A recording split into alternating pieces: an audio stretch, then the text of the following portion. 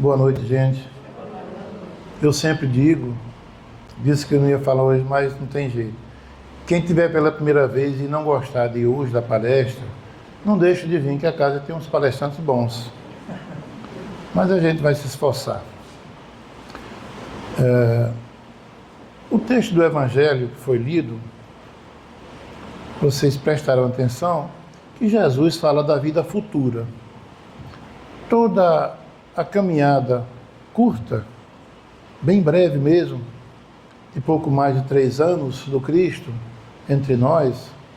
Digo entre nós porque muitos aqui, não tenham dúvida, poderiam estar lá. Uns atirando pedra, outros chorando a dor dele e outros com medo, fingindo que não o conheciam. Mas coisa natural do ser humano em evolução, não é? Então, tudo que Jesus falou, tudo que ele ensinou e vivenciou, na verdade, era para nos mostrar que isso aqui é uma passagem rápida, essa encarnação nossa. Então ele sempre falava, dando a entender que a vida verdadeira não é essa aqui, é a vida no mundo espiritual. Por isso que ele dizia, né, na resposta a Pilatos, o meu reino não é deste mundo. E se continuasse o diálogo do item 2, do item 1, quando ele fala da verdade, e Tiago, o Pilatos, em seguida faz a pergunta para ele, e o que é a verdade para ti, Galileu? E que resposta Jesus deu? O silêncio. Que o silêncio às vezes fala mais do que muitas palavras vãs, não é?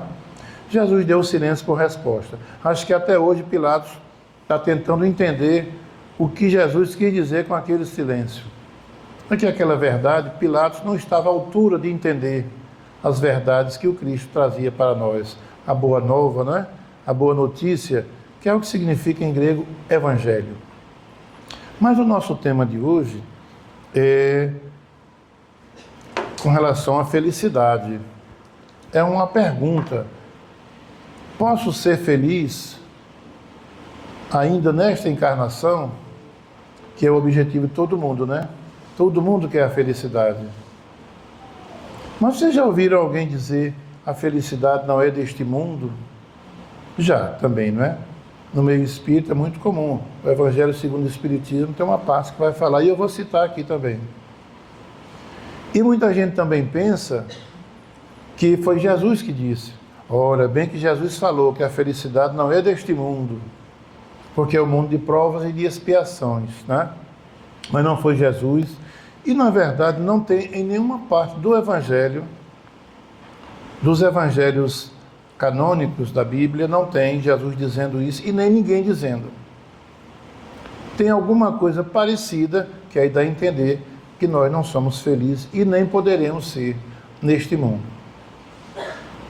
Bom, no início da nossa jornada pelo reino hominal, na origem da humanidade, desde tempos imemoriais, o espírito encarnado luta para vencer a dor, as angústias, as vicissitudes e os medos.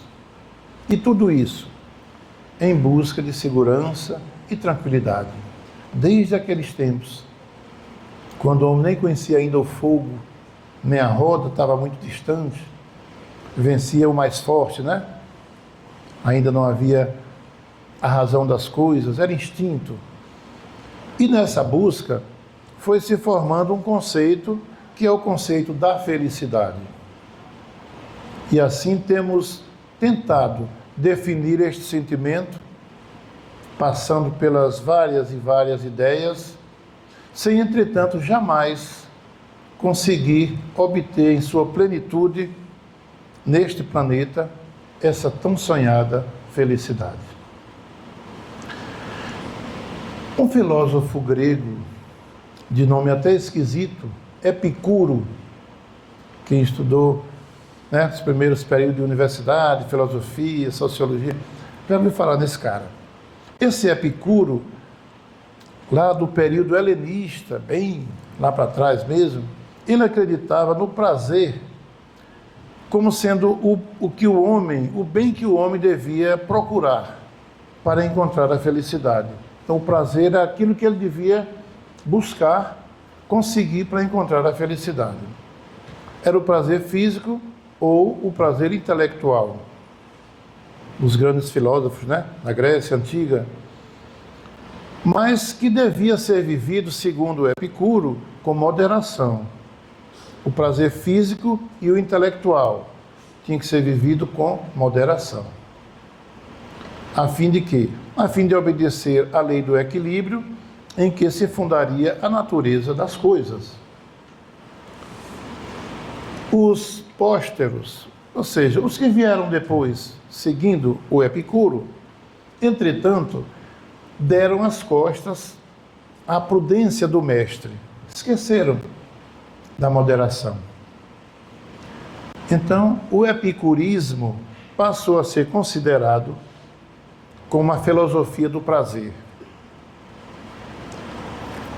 Os seguidores do filósofo, do Epicuro, fixaram então o epicurismo nas lutas pela propriedade, orientando que o homem somente experimenta a felicidade quando é possível gozar. Ou seja, ele tem o gozo das coisas, né? E ele diz que tanto podia ser através do sexo desgovernado, como também de um estômago bem saciado.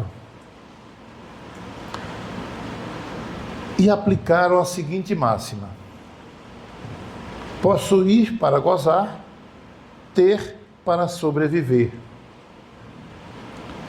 E esqueceram de que a posse, muitas vezes, possui o possuidor.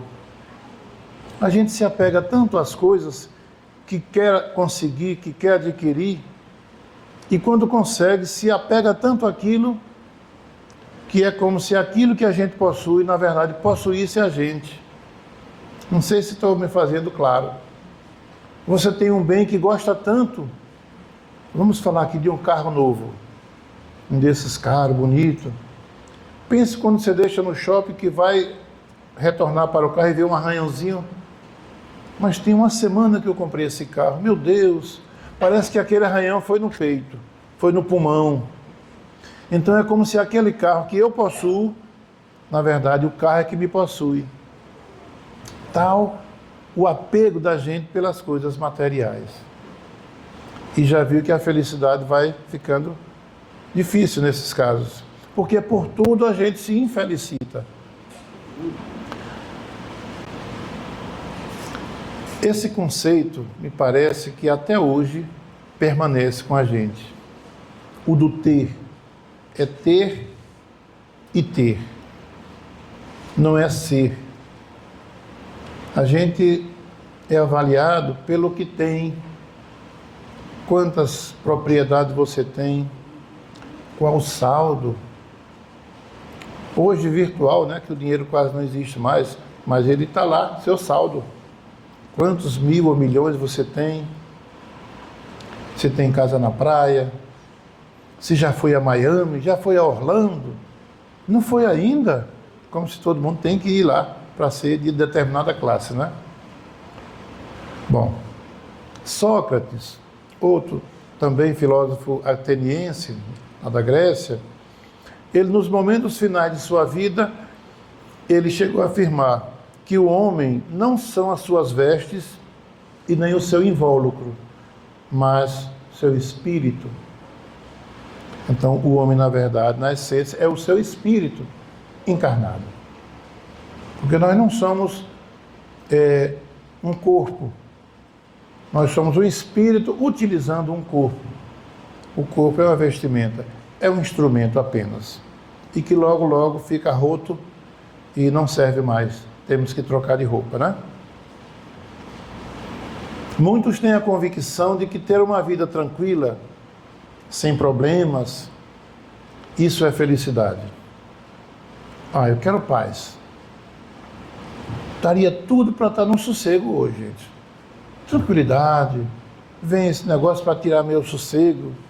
Então a gente pensa que tranquilidade é uma vida sem problemas, Felicidade é uma vida sem problemas e tranquila, sossegadinha mesmo. Mas aí a gente pergunta, o que seria da vida ou de uma existência inteira sem os problemas, sem os desafios? A gente começa a pensar que seria um pouco monótona. São os problemas, os desafios que nos impulsionam e que nos fazem acordar cedinho, levantar cedo, para ir à lida, buscar o sustento, ou adquirir aqueles bens materiais que a gente tanto quer. Então, tranquilidade em excesso paralisa as pessoas, desestimula o aprendizado, desestimula o progresso, a evolução. As dificuldades e os problemas têm uma função na vida da gente didática, ou melhor, tem uma função pedagógica mesmo. São os nossos grandes professores, são os problemas, as vicissitudes, os tropeços. Se eu nunca cair, eu não sei se eu tenho condições de me levantar, então eu preciso cair. Aí agora consegui me levantar. Logo não tem nenhum problema de locomoção motora, né? Então as coisas, quando a gente tem uma dor de cabeça, pelo menos sabe que tem cabeça.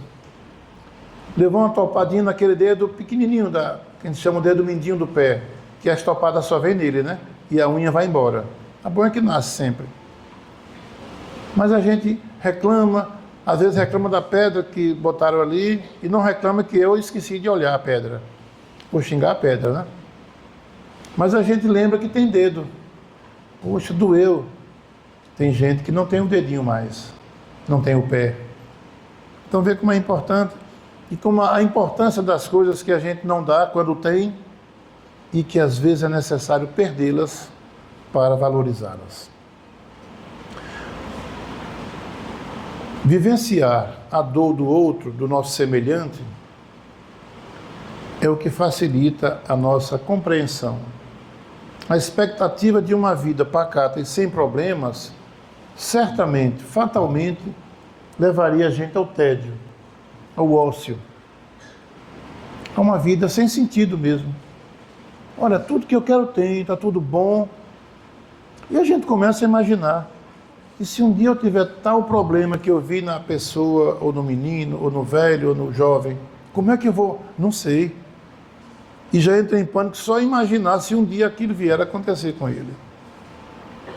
Tantos jovens suicidando-se de famílias abastadas, porque não sabem o que é dificuldade. Tudo que quer, tem. Tudo que quer é proporcionado de imediato, de acordo com o seu gosto. Ele não sabe o que é problema na vida. E um dia, quando não mais tem o papai ou a mamãe, ou Deus muda de mão a riqueza, ele aí sente aquela necessidade e vê que não sabe resolver um mínimo problema. Não sabe nem pedir por favor, nunca pediu. Não sabe nem pedir desculpa porque não era necessário. Os outros eram que pediam desculpa a ele.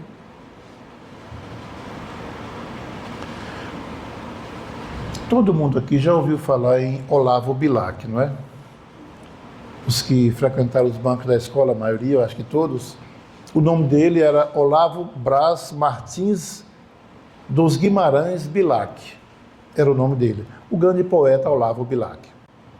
Disse isso só para a gente contextualizar um pouquinho que eu vou mencioná-lo. Ele era carioca, nascido em 16 de dezembro de 1865. Foi o grande poeta brasileiro do parnasianismo. Ele, inclusive, é responsável pela letra do hino à bandeira. Não vou perguntar também se alguém lembra, né? Porque na minha época a gente aprendia na escola, né? Salve lindo, pendão da esperança e por aí vai. Hoje ninguém sabe mais. Mas ele é o responsável pela letra do hino à bandeira. Bom, Olavo Bilac tinha um amigo, grande amigo, e ele queria vender uma propriedade sua. Era um sítio muito bonito. Inclusive, Olavo Bilac frequentava os finais de semana, sempre ia lá. E esse amigo, encontrando casualmente com ele, disse: Olavo, eu estou me julgando um homem sem sorte. Minhas propriedades, ele tinha muitas, o sítio era apenas uma delas. É dor de cabeça, muito problema, não vale a pena não. Ele se considerava um homem sem sorte, vejam, porque tinha muitas propriedades e que, segundo ele, davam problemas. Quem tem muitas coisas tem muito problema para administrar. Portanto, eu quero vender. E pediria ao amigo, como poeta que é, que faça um anúncio de venda com suas palavras poéticas, bonitas, fazendo a descrição do sítio. E veja que Olavo Bilac olhou, poxa, mas você quer vender aquele sítio? Tá bom. Ele redigiu o anúncio. O anúncio foi esse, aspas. Vende-se encantadora propriedade, onde cantam os pássaros ao amanhecer no extenso alvoredo, recortada por cristalinas e refrescantes águas de um ribeirão. A casa, banhada pelo sol nascente, oferece a sombra tranquila das tardes na varanda. Fecho aspas. Esse foi o anúncio do Olavo Bilac. E o amigo botou à venda. Meses depois, o Olavo Bilac o encontrou e perguntou: e aí, meu amigo, certamente já vendeu o sítio, né? E ele aí disse: olha, nem pensei mais em vender o sítio. E veja o que ele diz. Quando eu li o anúncio que você escreveu, é que eu percebi a maravilha que eu tinha e não me dei conta. Moral da história. Algumas vezes, a gente só consegue enxergar o que tem quando toma emprestado os olhos dos outros. Ele que se queixava que tinha muitos problemas a administrar. Quando Olavo Bilac descreveu a maravilha que era aquilo que ele queria vender e que se queixava de problemas, ele aí percebeu, caramba, é isso mesmo que eu tenho. Não vou vender mais não. Então muitas vezes a gente nunca está contente com aquilo que tem. No campo material, nas relações interpessoais. Quantas vezes, minha mulher só me dá problema. Ultimamente é briga para cá, briga para lá, reclama de tudo. Deixei a toalha não sei onde, a escova de dente, botei ali, ela reclamou. Bem que eu podia arranjar uma outra mais tranquila, né? Que a mulher, por sua vez, vai dizer: eita, esse homem também não tem jeito, faz isso, faz aquilo. E quando um dia separa, ou um dos dois faz a viagem de regresso, né? Aí é aquele chorume.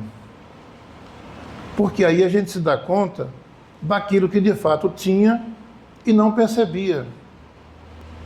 Porque, gente, eu sei que aqui os casais todos não brigam, não se desentendem, mas por aí tem uns, né, que se entendem. Os casais normais daí, do mundo, sempre tem uma querelazinha, uma briguinha aqui, outra ali, porque os desentendimentos fazem parte do nosso aprendizado, do convívio, das provas, né?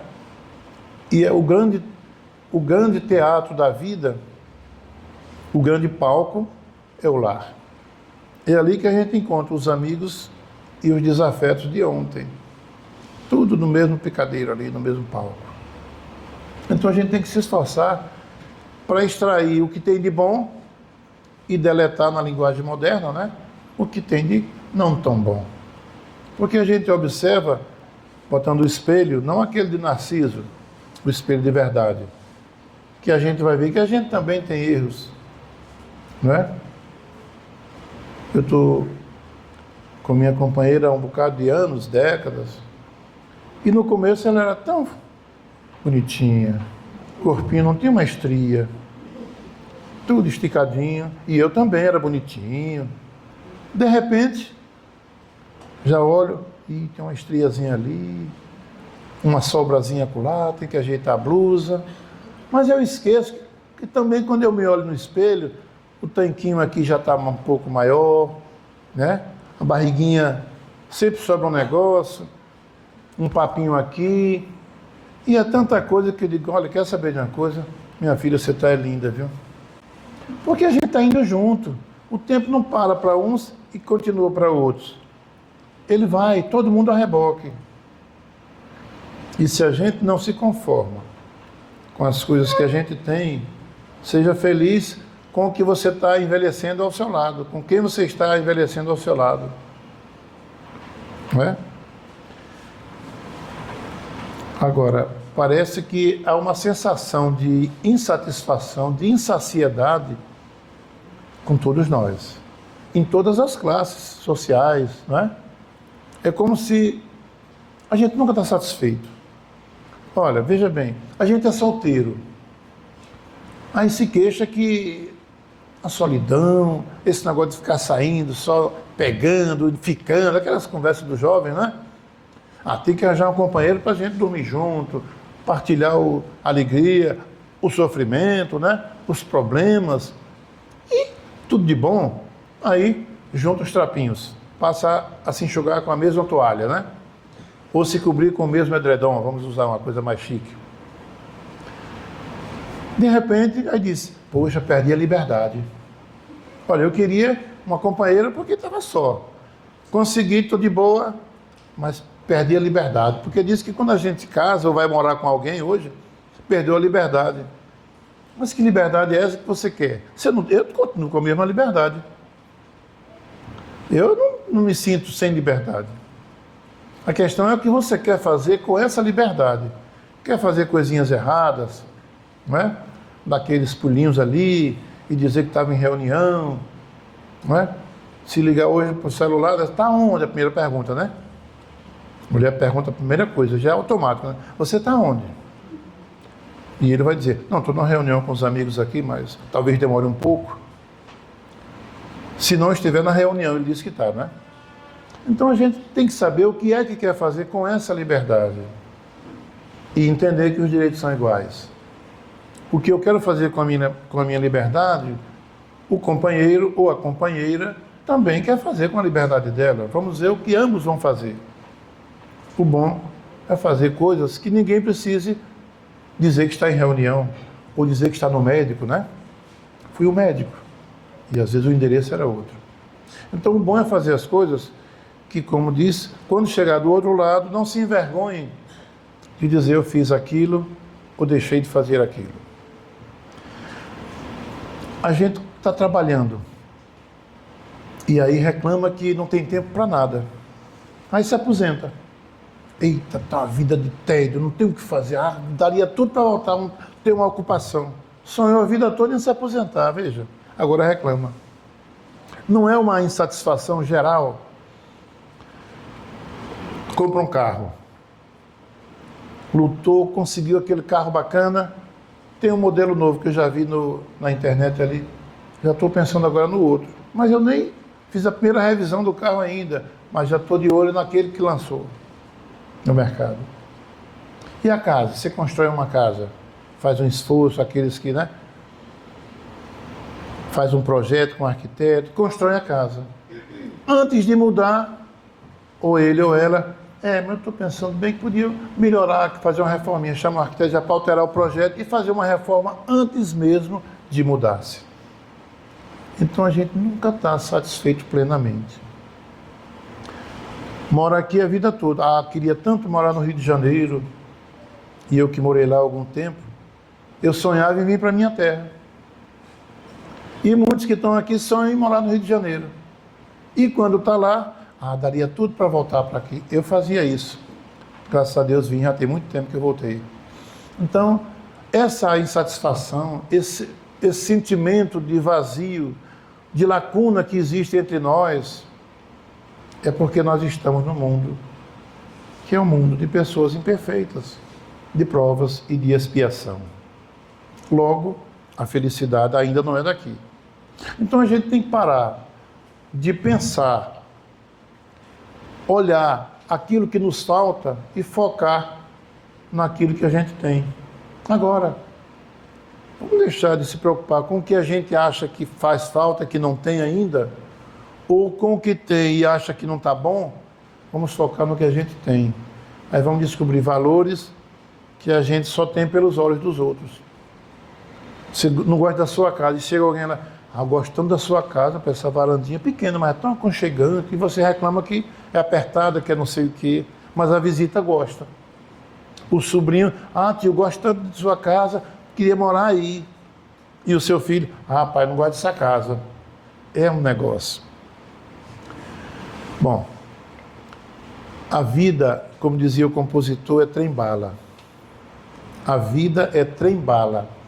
Então, a gente tem que refletir, precisa, aliás, refletir sobre o ponto de vista transcendental da vida.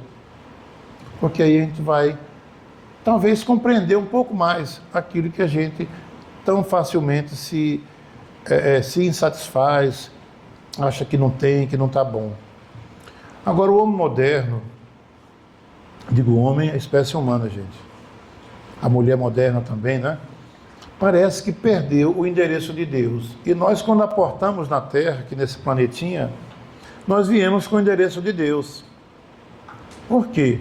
Disseram os espíritos, Allan Kardec, quando ele perguntou onde está escrita a lei de Deus, e eles disseram, na consciência. Portanto, quando a gente chega aqui, na feição de bebê, a gente já vem com as leis de Deus na nossa consciência. E de vez em quando a gente tem aquele insight, né? Brotando ali, que eu não devo fazer aquilo, que eu preciso fazer aquilo, que eu devo ajudar o outro, porque quando eu precisar eu quero que o outro me ajude. E às vezes ninguém me ensinou ainda. Mas são os flashes da lei de Deus que está em nossa consciência. Como o homem perdeu o endereço de Deus, parece que o nosso navegador, o GPS, o Waze, os navegadores, né? Perdeu o sinal, deu fora. E o homem não quer atualizar, não quer fazer um upgrade, uma atualização, reiniciar. E vai deixando. Por quê? Porque a tentação dos prazeres da matéria é muito forte, é gostosa. As coisas materiais, sexta-feira, o que é que se diz nas redes sociais? Sextou, orla, balada. Depois tem as consequências, né? Abortos, problemas com droga, confusão, bala perdida e etc. Então, os prazeres do mundo material são tentadores, mas são provas, né? Quando Jesus ensinou a oração dominical, lá no Sermão do Monte, segundo consta, a pedido de Simão Pedro, né? O velho Cefas, quando ele diz, não nos deixeis cair, completem, não nos deixeis cair quando em tentação, porque senão a gente está pedindo, Jesus está dizendo, não deixe cair em tentação. A tentação ela vai vir para todos nós. Quer ver uma coisa? Minha grande tentação, doce. Não posso ver um docinho de leite, aquele que fica aquelas bolinhas vermelhinhas, docinho de coco molinho, de comer de colher. E eu não posso mais comer açúcar. Nem estou com diabetes ainda. Mas já estou no limite. O médico, olha, você já está no limite. Ele já está ali em cima do muro, lhe olhando. Mais 2 colheres de cocadinha, a diabetes lhe pega. Então estou evitando. Já aprendi até a tomar café sem açúcar. Mas veja, a minha tentação é doce. Bolo, uma torta. Então minha mulher lá em casa não faz, nem compra. E quando a gente viaja, vai em hotel, aquele café da manhã cheio de... Ela diz logo, deixa eu botar seu doce. Deixa eu botar sua sobremesa. Porque se eu botar, é outro prato. E ela bota bem com mesquinhez mesmo. Minha filha, mas não está na conta já. Não, mas você não pode ver isso. E eu confesso que me dá uma raivinha às vezes ainda, mas depois eu entendo. Então a tentação ela vem para todos nós. O que é a tentação? É aquilo que você gosta. São as nossas reminiscências aí lá do passado às vezes. Não tem aquelas pessoas, homem, não pode ver uma mulher de sainha curta ou com uma roupinha mais sensual, que hoje está muito em moda. Não quer dizer que toda mulher que eu vejo de roupa sensual, eu tenho que ir lá e fazer um gracejo, ou fazer uma gracinha para ela, né? Nem o gracejo, nem a gracinha. Mas tem a viciação do sexo. Tem homens normais, como todos, héteros, que olham para as mulheres com um olhar normal. Se perguntar uma mulher bonita, eu não vou mentir, eu posso estar com a minha do lado. Muito bonita aquela mulher. É sensual? Muito. Eu não sou cego. E estou no uso da razão. Não é? Agora, daí eu ficar com jeitinho, com gracinha, mandando a mulher ir ali para dar uma chegadinha, dar o celular, dar o número, é outra coisa. Então tem as nossas viciações do sexo. E quem tem essa tendência, a tentação é ver uma mulher desse ou daquele jeito. A tentação do furto. Você não pode ver uma coisa fácil que dê uma vontade de pegar. E pode comprar às vezes. Tem até um nome, né? Quando é o caso da doença, né? Acho que é megalomania, alguma coisa assim. Cleptomania. Então, veja, as nossas tentações são aquilo de que a gente gosta. E lá no passado já caiu muito por essas tentações. Por isso que Jesus recomenda sabiamente em sua oração. A oração dominical é uma pérola, né? Não nos deixeis cair quando estivermos diante da tentação. Aí ele pede ao Pai, Pai, me dê forças para eu não cair. Né? Oração dominical não tem nada a ver com domingo, né?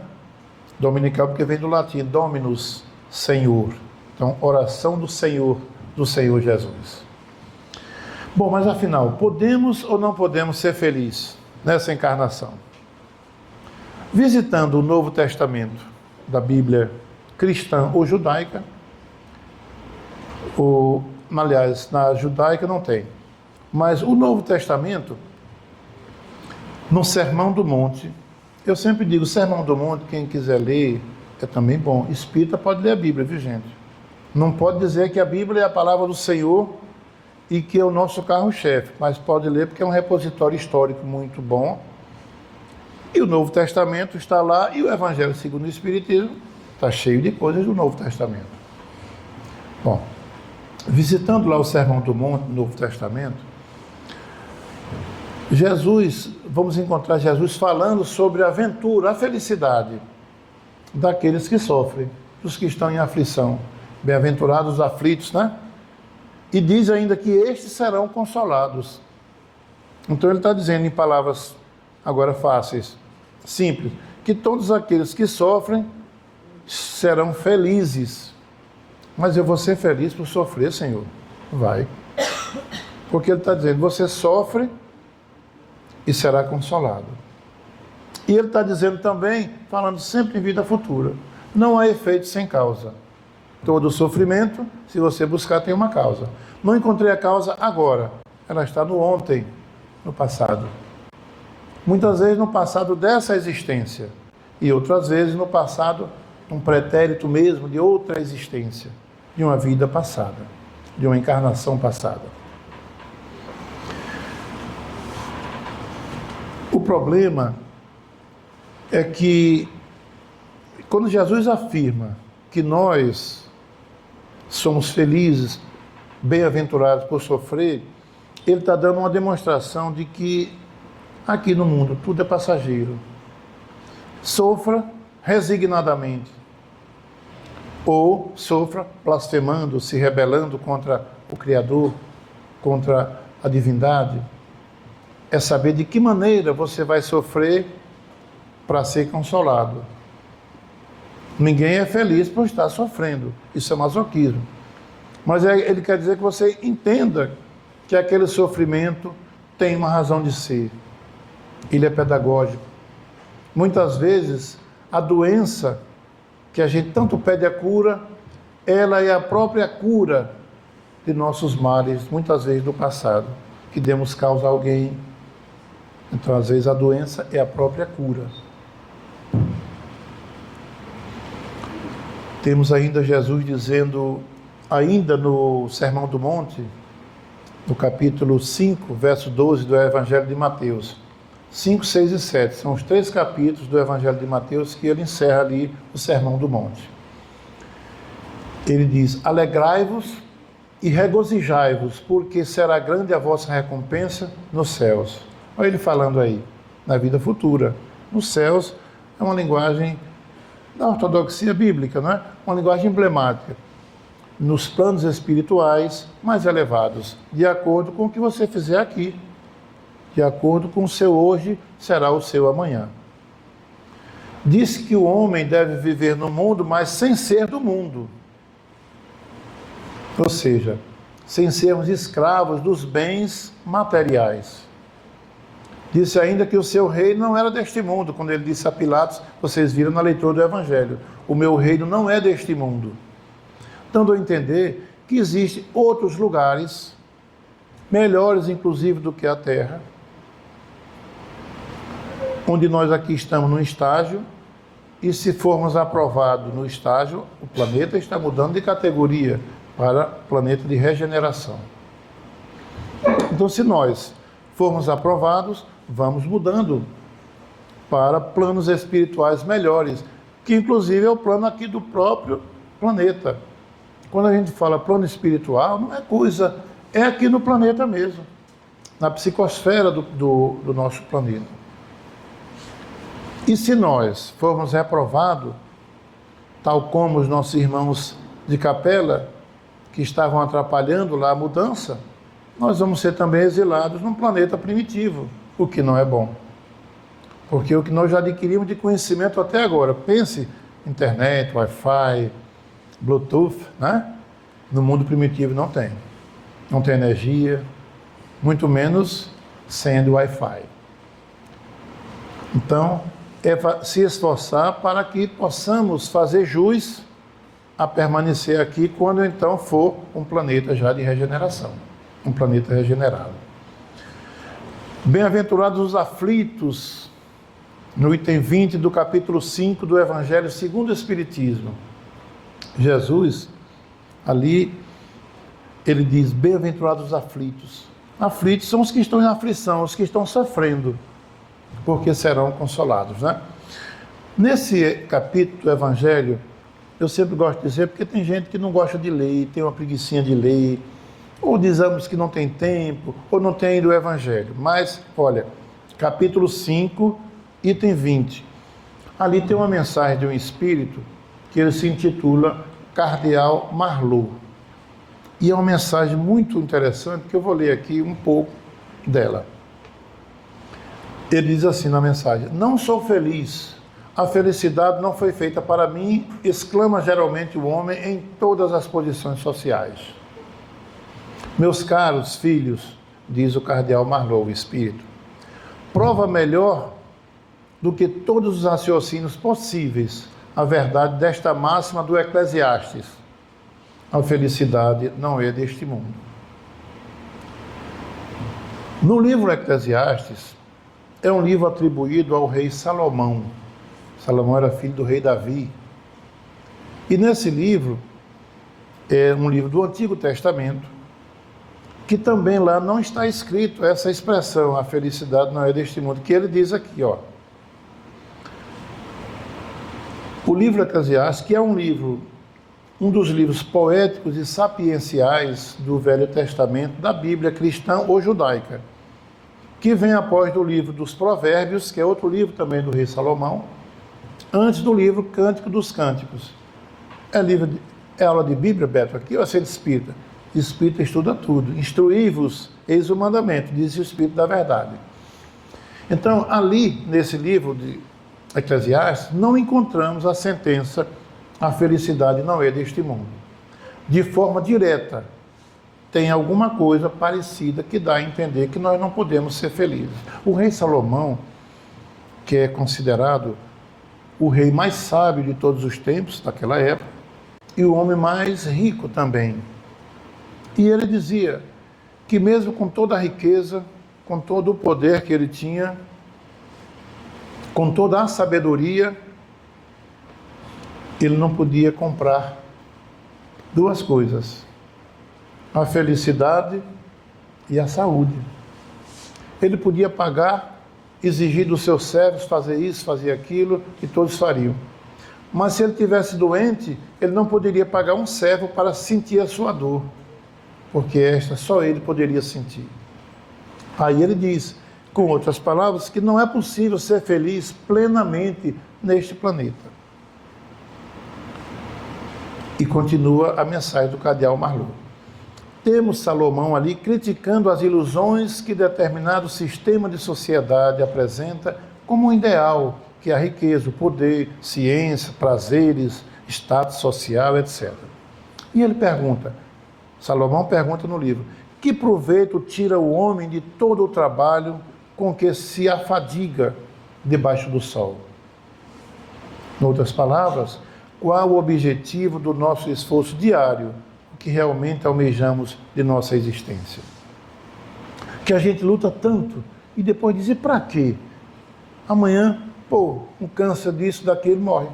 Eita, mas estava tão bem, lutou tanto, quando conseguiu, morreu. Bom, também ninguém vai ficar na inércia, né? Então temos a noção, gente, de que a felicidade plena, a felicidade total, quando diz não é deste mundo, é a felicidade plena, porque não podemos ser plenamente felizes neste planeta, porque é um mundo de prova, de expiação. Nós somos seres imperfeitos, ainda temos raiva, guardamos rancor do outro, ódio, e não podemos ser felizes também por isso, porque se eu estou com ódio de fulano ou de cicrano, eu estou ligado àquele ódio emanando energia negativa, bem densa. Eu não posso ser feliz desse jeito. Então aqui nós não somos plenamente felizes. Mas como é que eu posso ser feliz? Pode. Felicidade são momentos. À medida do que eu conseguir angariar em termos de evolução, eu sou feliz na justa proporção da minha evolução, do meu progresso. Vocês já perceberam? Eu não acredito aqui que ninguém conheça uma família que diga assim, todo mundo ali é feliz. Ah, aquela família tem o casal e mais 5 filhos. Olha, 4 filhos excelentes, um casal amoroso, mas tem um, meu Deus, eita, é ovelha negra, a gente diz, né? Na nossa família, vamos cada um olhar para a sua agora. Todos sabem que não tem ovelha, não pode dizer também negra, né? Ovelha afrodescendente, mas sempre tem aquele que é o calcanhar de Aquiles da família. Todos têm na sua família alguém que possa dizer, esse é o desequilíbrio. Quando ele chega, a gente tem que ficar com cuidado, senão é um problema. Quando não é o pai, com vícios, a mãe que não é tão boa, que mãe é sinônimo de tudo, de amor, de bondade, mas tem mães também irresponsáveis, tem que ser dito, né? São exceções, mas seres humanos, porque a mãe também é uma mulher, é um ser humano, é um espírito em evolução, e às vezes ainda está presa a reminiscências do passado, cedendo a tentações que muitas vezes leva a não cumprir os seus deveres maternos. No capítulo 2 e 3, que foi lido aqui do Evangelho segundo o Espiritismo, nós temos no capítulo 2 a justificativa para aquilo que Jesus disse a Pilatos, quando interrogado se ele era rei. Tu és rei, né? E ele disse, meu reino não é deste mundo. Ali Jesus estava dizendo claramente que a vida é futura. O reino dele é onde, se não é aqui? É em algum lugar, para onde nós vamos também.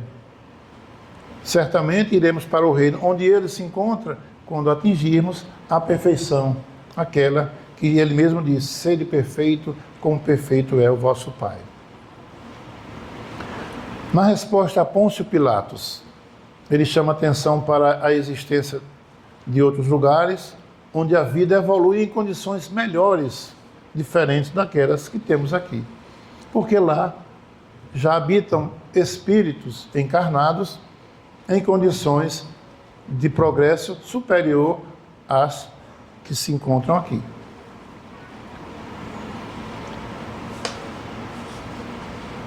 O saudoso escritor espírita Richard Simonetti, ele tem um livro, o livro é Uma Razão para Viver, o nome do livro.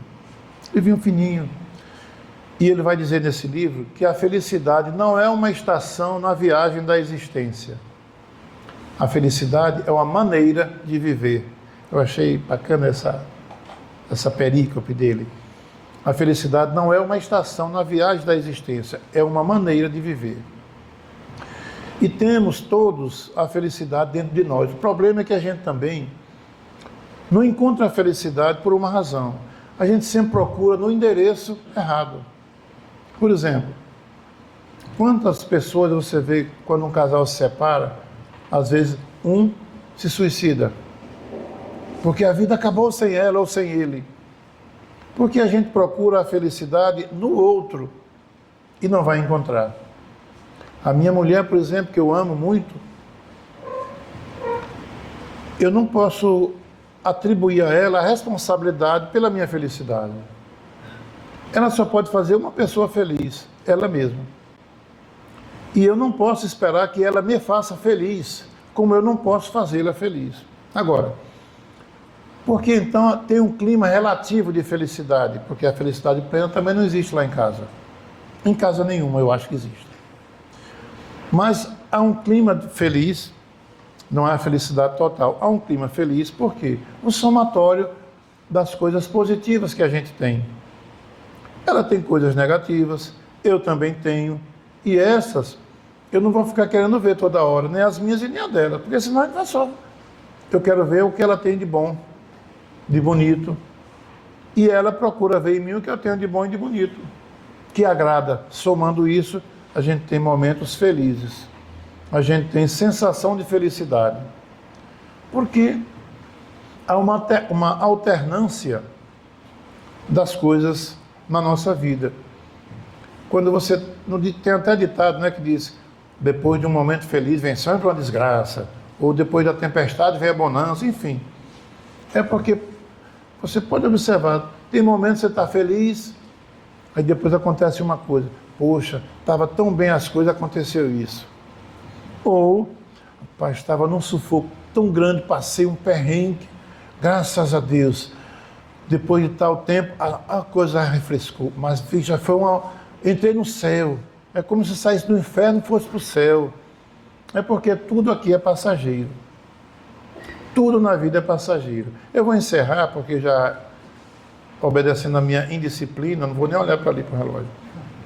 Mas vou encerrar com uma citação do nosso querido e inovidável Francisco Xavier. O nome dele era Francisco de Paula Cândido, o nome de batismo, viu, gente? O nosso querido Chico Xavier, conta-se que ele, em determinado dia, estava tão amargurado, que Chico tinha problema de tudo que é qualidade, gente. Ali era um espírito missionário mesmo. Era na vista, era no coração, era no estômago, era não sei onde, era um irmão doido, era não sei quem. Enfim. E um dia ele estava tão amargurado com toda a evolução moral que ele tinha, mas também estava encarnado, sentindo as amarguras da carne. E ele aí, na sua reflexão, o seu benfeitor Emmanuel aparece, né? Que ele via assim, como que a gente está aqui, né? Um bate-papo ali bacana dos dois, né? Aí ele, Chico, o que é que está acontecendo? Não está vendo que eu estou triste? Estou amargurado. Estou. Mas qual é a causa dessa amargura? Ah, muitos problemas, não sei o quê. Aí ele disse, você não podia levar um recado para a Mãe Santíssima, Maria de Nazaré, pedindo socorro para a minha situação? Ela também está vendo a minha amargura. E você que está comigo direto, faça esse favorzinho, dê um recadinho para ela, vê se ela me ajuda. Ele disse, olha, ela é muito ocupada, né? Mas eu vou anotar aqui o seu pedido. E tchau. Meses depois, ele volta. E aí, Chico? Trouxe um recado de Maria de Nazaré para você. Ele aí pegou o lápis, aquela posição tradicional dele. Muita gente pensa que aquilo era... Nem médium não precisa fazer aquilo não, viu, gente? Quem participa de reunião mediúnica. Ele fazia assim porque ele tinha problemas de vista, sério. E a luz em excesso prejudicava. Por isso que ele fosse assim, era para se livrar da luz. Aquilo não facilitava em nada a comunicação com os espíritos. Mas ele aí pegou o lápis, né, e o papel e posição de anotar. Pronto? Aí, Emmanuel, anote aí, Chico. Isso também passará. Isso também passará. Pronto? Ponto. Pronto? E o resto? Isso também passará. Ponto. E é só isso? Ele diz, Chico. Ela mandou dizer que isso também inclui todas as suas amarguras, a causa da sua lamúria, e dizendo para todos em humanidade. Ela é a mãe de todos nós, né? Jesus, lá no madeiro infamante, no Gólgota, disse, mãe, eis aí teu filho. A figura de João, dizendo que todos nós ali somos filhos dele. Foi uma coisa emblemática. E disse para João, filho, eis aí tua mãe. Dizendo como se João representasse toda a nossa humanidade, todos os nossos irmãos de humanidade, e ela como nossa mãe. Então, ela está dizendo para todos nós, filhos seus, amados, que tudo é passageiro, tudo nessa vida passa. Aqui, a alegria é momentânea, a tristeza também, a dor, a angústia, tudo é passageiro. Mas e o final da palestra? Podemos ser felizes ou não? Podemos. Vamos ser felizes, gente, naquilo que nos é possível. Não queiramos buscar a felicidade no endereço errado. E não queiramos ser felizes com a utopia.